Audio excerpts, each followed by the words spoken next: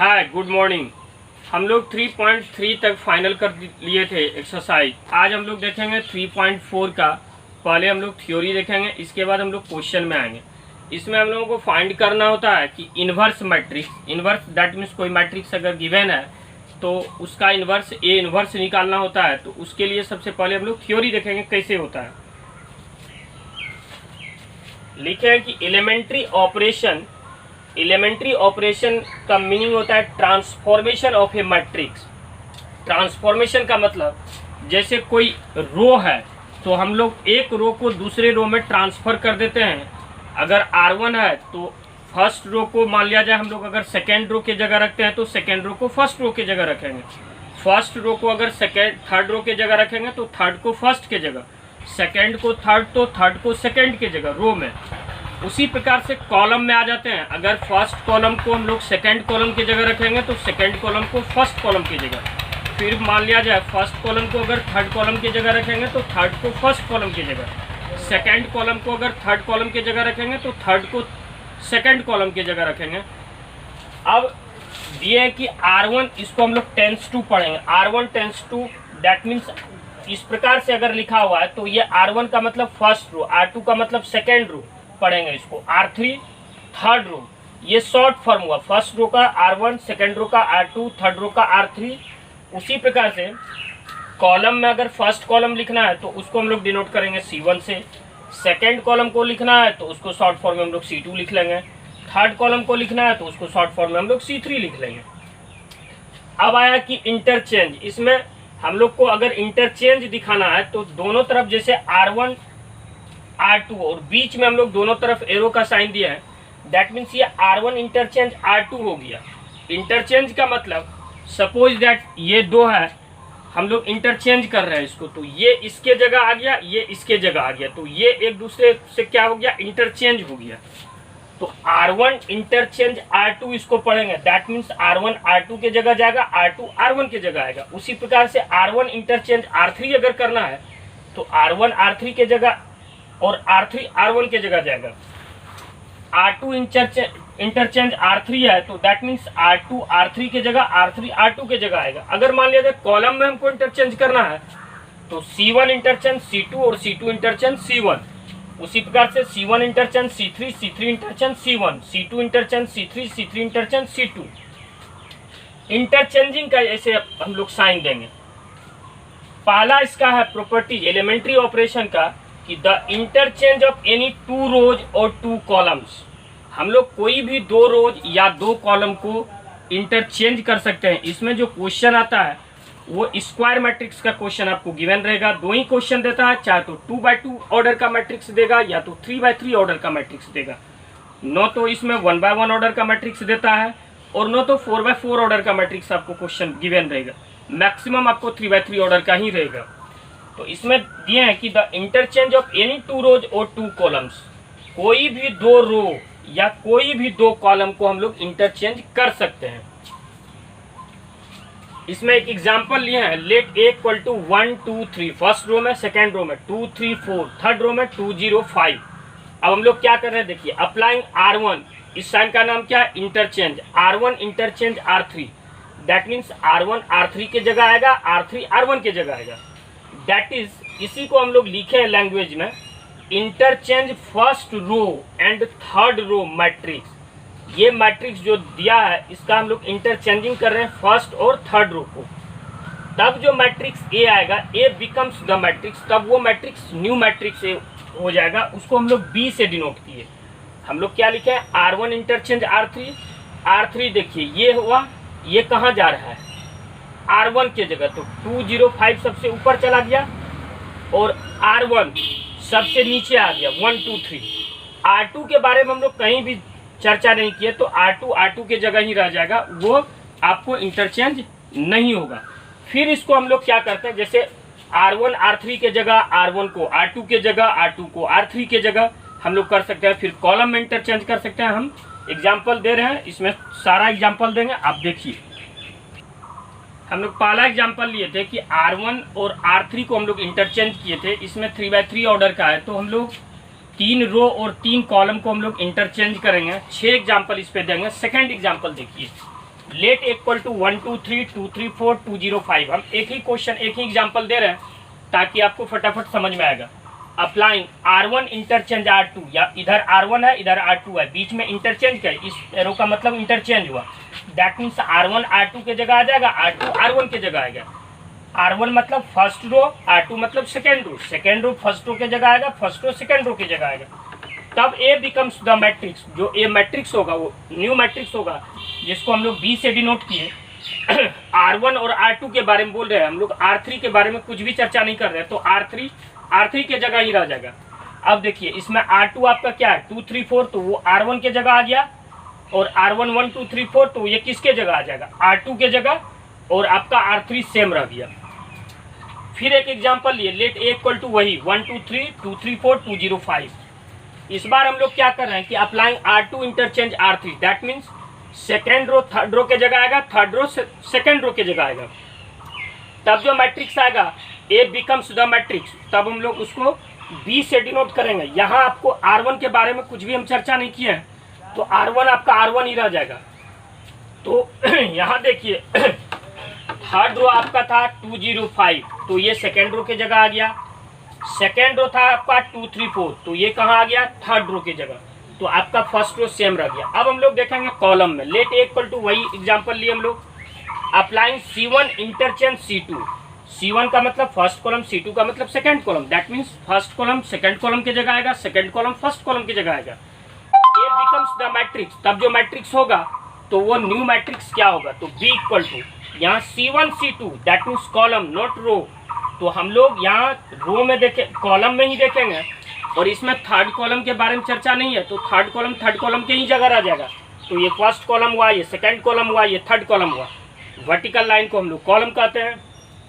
अब देखिए ये 2 3 4 है, ये C2 C1 के जगह आ गया, C1 किसके जगह जाएगा C2 के जगह, दैट मीन्स 1 2 2 सेकेंड कॉलम आ गया, और थर्ड कॉलम के बारे में कुछ भी नहीं बोल रहे, तो थर्ड कॉलम के जगह रह गया। अब हम लोग फिर कॉलम में और दो एग्जाम्पल देखेंगे। अब देखिए next example, let A equal to वही क्वेश्चन है 1 2 3 2 3 4 2 0 5। हम लोग कॉलम ऑपरेशन कर रहे हैं। कॉलम ऑपरेशन मतलब कॉलम को ट्रांसफर कर रहे हैं एक दूसरे की जगह। अप्लाइंग C1 इंटरचेंज C3, तो यहाँ फर्स्ट कॉलम थर्ड कॉलम के जगह जाएगा, थर्ड कॉलम फर्स्ट कॉलम के जगह आएगा, लेकिन सेकंड कॉलम के बारे में कुछ भी हम चर्चा नहीं किए, तो सेकंड कॉलम के ही पोजीशन में रहेगा। A becomes the matrix B equal to C1, देखिए क्या है 1 2 2, ये किसके जगह जा रहा है C3 के जगह, 1 2 2 लास्ट में आ गया, और C3 आपका 3 4 5 है, तो ये फर्स्ट में आ गया, सेकंड कॉलम ही रह गया। फिर एक एग्जांपल लिए, लेट A इक्वल टू वही 1 2 3 2 3 4 2 0 5। अब हम लोग इसमें अप्लाइंग कर रहे हैं C2 interchange C3, that means second column third column के जगह जा रहा है, थर्ड कॉलम सेकंड कॉलम के जगह आ रहा है। फर्स्ट कॉलम के बारे में चर्चा नहीं की है, तो फर्स्ट कॉलम के ही पोजीशन में रहेगा। तो यहाँ आपका 1 2 2 1 2 2। अब सेकंड कॉलम आपका 2 3 0 है, तो ये कहाँ आ गया थर्ड कॉलम के जगह 2 3 0, और थर्ड कॉलम 3 4 5, ये फर्स्ट सेकंड कॉलम के जगह आ गया 3 4 5। तो ये आपका 3 अब ऑपरेशन किए रो में और 3 ऑपरेशन किए कॉलम में। तो इंटरचेंज हम लोग कर सकते हैं, किसी रो को रो के जगह इंटरचेंज करेंगे, किसी कॉलम को कॉलम के जगह इंटरचेंज करेंगे एक दूसरे के जगह, लेकिन रो को कॉलम में और कॉलम को रो में हम लोग इंटरचेंज नहीं कर सकते हैं। अब हम लोग इसका सेकंड प्रॉपर्टीज देखेंगे। अब हम लोग देखेंगे इसका सेकंड प्रॉपर्टीज क्या कहता है, the multiplication of the elements. Elements का मतलब हो गया कि मैट्रिक्स के अंदर जो नंबर रहेगा उसको हम लोग एलिमेंट्स भी बोलते हैं। The multiplication of the elements of any row, कोई भी रो, और एनी कॉलम, कोई भी column, by non zero number. Non zero number का मतलब जीरो नहीं होगा, जीरो के अलावे निगेटिव हो सकता है, पॉजिटिव हो सकता है, फ्रैक्शन हो सकता है, रूट हो सकता है, डेसिमल हो सकता है, लेकिन हम लोग जीरो से मल्टीप्लाई नहीं करेंगे। हम लोग जो मैट्रिक्स गिवन रहेगा उसमें से किसी भी एक रो या किसी भी एक कॉलम को हम लोग किसी नॉन जीरो नंबर से मल्टीप्लाई करके देखेंगे कि जो न्यू मैट्रिक्स होगा वो कैसे आता है। Let A equal to 1 2 3 2 3 4 2 0 5। On applying R1 tends to 3 R1।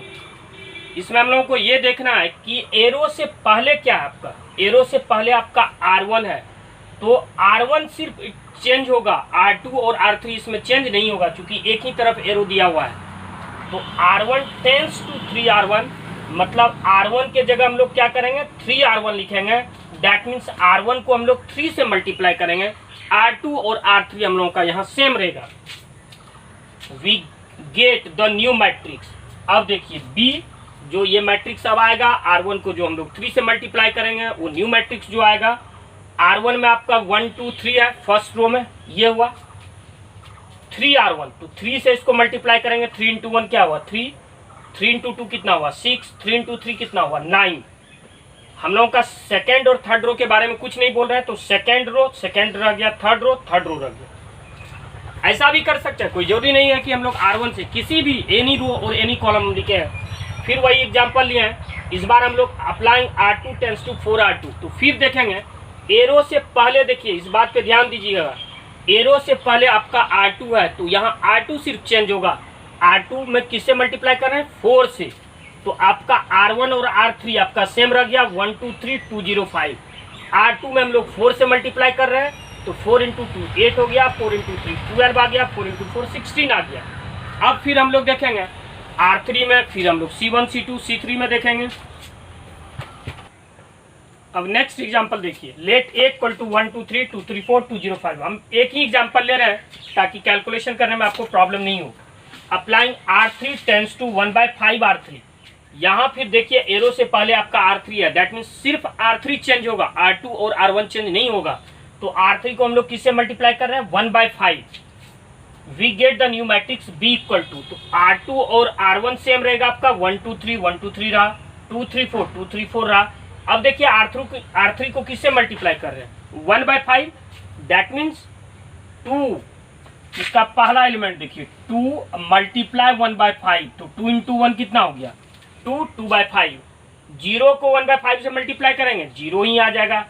फिर 1/5 को 5 से मल्टीप्लाई किए तो 5 मल्टीप्लाई 1/5, 5 कैंसिल हो गया, आपका कितना हुआ 1 हुआ।